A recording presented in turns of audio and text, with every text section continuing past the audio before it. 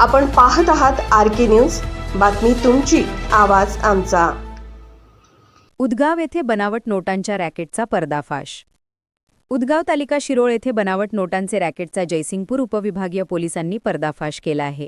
बुधवारी दिनांक 29 रोजी मध्यरात्री उदगाव येथील चिंचवाड रोडवर असणाऱ्या जनावरांच्या गोठ्यामध्ये पोलिसांनी 68,400 रुपयांच्या बनावट नोटा हस्तगत केल्या आहेत। या रॅकेटमधील तिघांना पोलिसांनी ताब्यात घेतले आहे। याबाबत जयसिंगपूर पोलिसात गुन्हा दाखल करण्याचे काम सुरू आहे। याबाबत अधिक माहिती अशी की बनावट नोटा प्रकरणाची पोलिसांनी पुढील माहिती मिळाल्यानंतर इचलकरंजी व दानोळी येथील तरुण यामध्ये सामील असल्याचे समजले। त्यानंतर पोलिसांनी इचलकरंजी येथील एका तरुणाला ताब्यात घेऊन बनावट नोटा छापण्यासाठी वापर करण्यात आलेले प्रिंटर व इतर साहित्य हस्तगत केले आहे। तरुणांच्याकडून बनावट नोटा प्रकरणी चौकशी सुरू असून या बनावट नोटांचे रॅकेट उघडकीस आले आहे।